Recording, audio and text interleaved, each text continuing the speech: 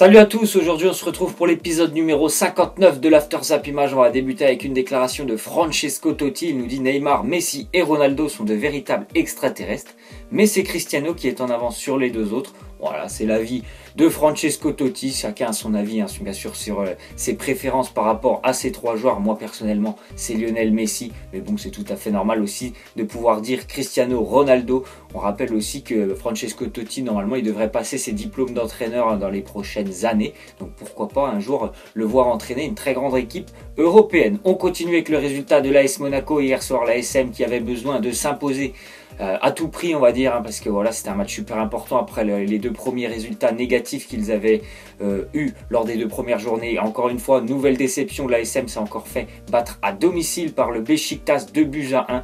Les Monégasques avaient pourtant ouvert le score grâce à Radamel Falcao, mais ça s'est compliqué par la suite. Franchement, un match où le Beşiktaş était prenable, mais l'ASM a vraiment un niveau bien inférieur à celui de l'année dernière. On ne retrouve pas vraiment les joueurs cadres de l'année dernière. On peut parler de Kamil Glik, il avait fait une énorme saison l'année dernière, on le revoit. Peut-être que c'est son vrai niveau cette année, où c'est beaucoup plus compliqué pour lui. Les joueurs n'ont pas été utilisés dans leur meilleur positionnement. Je peux penser à Yuri Tielemans, inexistant hier, le jeune joueur. Mais bon, on ne le met pas dans les bonnes conditions. Il y a vraiment un seul joueur qui a sorti du lot, on va dire, à la SM, c'est Falcao. Heureusement qu'il est encore là. Mais voilà, c'est compliqué pour l'AS Monaco. On peut parler aussi de Lemar, même Sidibé sur son côté où il a joué en inversé. C'était très compliqué pour l'AS Monaco. En plus de ça, j'ai trouvé comme d'habitude qu'il manquait un peu d'envie. Voilà, ça pardonne pas en Ligue des Champions. Il avait déjà montré tout ça, tous ses défauts lors du match face à Porto. Il n'y a rien eu, il n'y a pas eu de rectification. Donc l'AS Monaco est très très mal engagé dans sa phase de groupe. On continue avec une déclaration de Djibril Sidibé. Il nous dit tant qu'on peut espérer la qualification, on va continuer d'espérer, mais c'est vrai que c'est très compliqué. Ouais, c'est vrai que Monaco, voilà, 1 point sur 9. Il leur restera un match à jouer à domicile. Les deux autres, ça sera à l'extérieur. Donc ils sont très très mal engagés. Ils ont une différence de but qui est déjà négative. Et au-delà de ça, voilà, le contenu des matchs n'est pas assez intéressant pour espérer une qualification. On a vu même le Beşiktaş, je ne les ai pas trouvés exceptionnels, le Beşiktaş, mais il y avait quand même beaucoup plus de consistance, on va dire, dans leur jeu. Ça ressemblait beaucoup plus à un jeu en équipe que par rapport à l'AS Monaco. L'année dernière, c'était vraiment une équipe. Là, en ce moment, c'est plus chacun essaye de faire sa petite partition en solo. Donc, c'est très compliqué pour l'AS Monaco. À mon avis, ils peuvent jouer encore l'Europa League, mais ça aussi, ça va être déjà très, très compliqué. On continue donc avec une statistique par rapport à l'ASM qui a encaissé des buts lors de ses 11 derniers matchs en Ligue des Champions. La petite chance qu'ils avaient, c'est que l'année dernière, ils encaissaient beaucoup de buts, on le sait tous, par exemple contre Manchester City, le Borussia Dortmund, mais ils avaient quand même un potentiel offensif énorme l'année dernière et on ne le retrouve pas cette année. Falcao, il est vraiment esselé sur le front de l'attaque, donc c'est un peu compliqué pour lui. On rappelle quand même qu'ils ont perdu Mbappé aussi, Bernardo Silva, des joueurs créateurs au milieu de terrain, donc c'est vrai que c'est un peu plus compliqué lorsque voilà, ils ont déjà une défense qui est un petit peu amoindrie cette année, alors on ne parle pas aussi au niveau de l'attaque. Ensuite, on voit le résultat, c'était un très très beau match hier entre Manchester City et Naples. Franchement, deux beaux footballs proposés par les deux équipes. Manchester City s'est imposé 2-1. Très grosse première période de la part des Citizens où ils ont vraiment écrasé le Napoli. Le Napoli qui n'était pas du tout dans son match en première période. C'était vraiment magnifique à voir jouer. Un pressing intense de la part des joueurs de City. Les joueurs du Napoli ne pouvaient presque pas respirer. Ils avaient beaucoup de mal à ressortir les ballons proprement alors que c'est vraiment une de leurs qualités premières aux joueurs du Napoli. En deuxième période, le match est un peu plus équilibré. Les Napolitains ont réussi à mettre un peu plus leur jeu en place. Ils auraient pu ramener un point s'ils avaient eu un peu plus de chance. Ils ont raté un penalty en première période. Mais en vrai, c'était vraiment un très très beau match et encore une fois une grosse prestation de la part de Manchester City. On continue avec Ederson, le gardien de Manchester City, qui a arrêté un penalty hier. Il y a eu 2 penaltys contre lui, il en a arrêté un sur les 2. Donc sur les 4 derniers penaltys où il a fait face Ederson, il en a quand même sorti 3. On se rappelle l'année dernière de lui avec le Benfica Lisbonne. Donc c'est vraiment un très très bon gardien, une très bonne recrue pour Manchester City. En plus de ça, il est vraiment doué pour relancer proprement. C'est ce que demande en principe Josep Guardiola. Donc franchement, Manchester City a vraiment trouvé un gardien qu'il lui fallait. On continue donc donc avec une statistique par rapport à Raheem Sterling. Il a inscrit 8 buts sur ses 11 derniers matchs avec Manchester City. C'est 2 de moins que la saison dernière où il avait joué 47 matchs avec City. Donc c'est vraiment un très très bon début de saison aussi pour Raheem Sterling. Souvent utilisé sur le côté droit pour épauler Agüero ou Jesus. En ce moment c'est Jesus parce que Agüero est blessé. Des fois il est remplaçant parce qu'il y a Leroy Sané. Donc il y a beaucoup de monde à Manchester City. Mais en tout cas il fait un très très bon début de saison. Il a d'ailleurs marqué hier soir. Franchement, très bon début de saison dans la globalité de l'équipe de Manchester City. On continue avec le résultat du Real Madrid face à Tottenham, un but partout. Les Madrilènes qui encore une fois ont pêché à domicile. Déjà en Liga c'est un peu compliqué.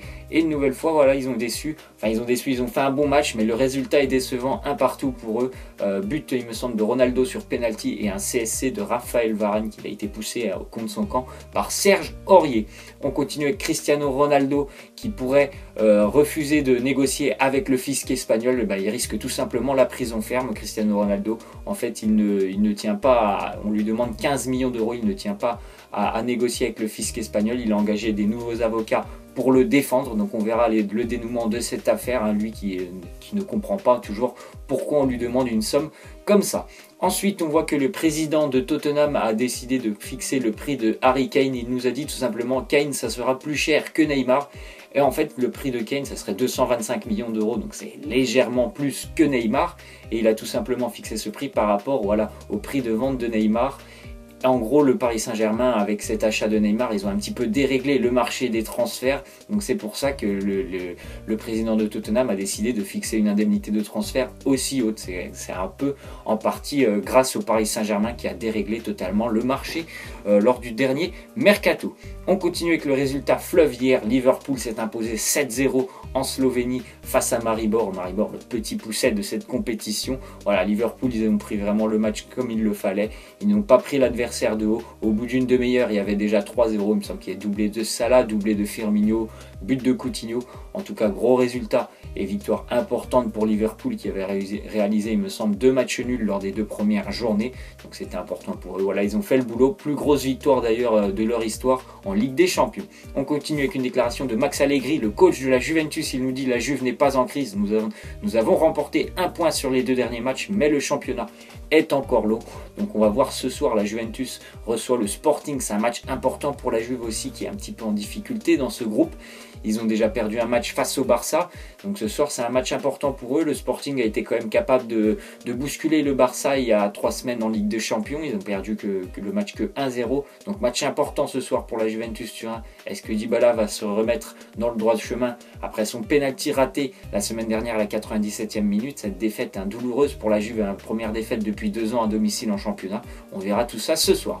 Ensuite, on voit le résultat du FC Séville. Le FC Séville s'est lourdement incliné hier en Russie face au Spartak Moscou, 5-1. Match dominé dans l'ensemble par le FC Séville. Alors à partir de l'heure de jeu, je ne sais pas ce qui s'est passé défensivement, ils se sont tous écroulés. C'est psychologiquement, à mon avis, ils se sont écroulés. Et ils ont encaissé 4 buts à partir de la 60e, il y avait un partout. D'ailleurs, Ben Yedder a eu une énorme occasion de marquer le 2-1, ça aurait pu changer le cours du match. Mais voilà, ils se sont écroulés, défaite 5-1. Mauvais résultat pour eux dans ce groupe avec Liverpool et tout. C'est vraiment pas un beau résultat pour le FC Séville. On continue avec les résultats de la journée d'hier. Donc Liverpool s'est imposé 7-0 dans le groupe de City. Bonne opération pour le Shakhtar qui s'impose au Feyenoord 2-1. Dans le groupe de Monaco, le Red Bull Leipzig a battu le FC Porto 3-2. Et dans le groupe du Real Madrid, le Borussia a déçu et a fait un match nul du côté de Nicosie, 1 but partout. Le Borussia est très très mal engagé dans ce groupe. Ensuite, on voit les affiches des barrages pour la Coupe du Monde. On voit que l'Italie a tiré le gros lot. L'Italie affrontera la Suède, le Danemark, l'Irlande. L'Irlande du Nord recevra la Suisse et la Croatie recevra la Grèce. On continue avec un nouveau match amical pour la France, match programmé au mois de novembre. Les Français qui recevront le Pays de Galles de Gareth Bale. Normalement, ça se déroulera le 10 novembre. On rappelle que 4 jours plus tard, ils se déplaceront plutôt en Allemagne. On continue avec les matchs qui auront lieu ce soir, les matchs de ce soir. Donc il y a 2 beaux matchs. Le Benfica qui recevra Manchester United. Dans le groupe du Paris Saint-Germain, le PSG, on le rappelle, qui se déplace à Anderlecht. Le Bayern recevra le Celtic. Dans le groupe de la Juventus, le Barça recevra l'Olympique l'Olympiakos. Gros match entre Chelsea et la Roma. Pendant ce temps-là, l'Atlético se déplacera en Azerbaïdjan du côté de Karabakh. On continue donc avec l'officialisation. Craig Shakespeare, l'entraîneur de Leicester City, a été limogé de son poste avec les mauvais résultats. 6 matchs consécutifs sans victoire pour Leicester. Ils sont, il me semble, 18e et toujours dans la zone de relégation. Lui qui avait pris le club en remplacement de Claudio Ranieri, il avait fait de l'excellent boulot l'année dernière, mais cette année c'est beaucoup plus compliqué pour lui. Voilà, il est limogé de ses fonctions avec Leicester. On verra. Normalement, il y a un entraîneur pour le moment, c'est un entraîneur adjoint qui va prendre le club pour la prochaine journée. On verra quel entraîneur va rejoindre Leicester dans les prochaines semaines. On va terminer avec la petite question de fin. Donc il y a Malcolm, Neymar et Mandanda. Quel est pour vous le joueur qui mérite le trophée de meilleur joueur du mois de septembre pour vous? Donc voilà, moi personnellement j'ai une petite préférence pour Malcolm. Il me semble que Mandanda, même s'il a réalisé des arrêts décisifs, il a pris pas mal de buts avec l'Olympique de Marseille, donc je vois difficilement comment il pourrait remporter ce trophée. Donc pour moi ça sera plutôt Malcolm. Voilà, c'est la fin de cet After Zap Image, j'espère que ça vous aura plu. N'hésitez pas à lâcher des likes, à vous abonner. Moi je vous laisse et je vous dis à la prochaine. Ciao.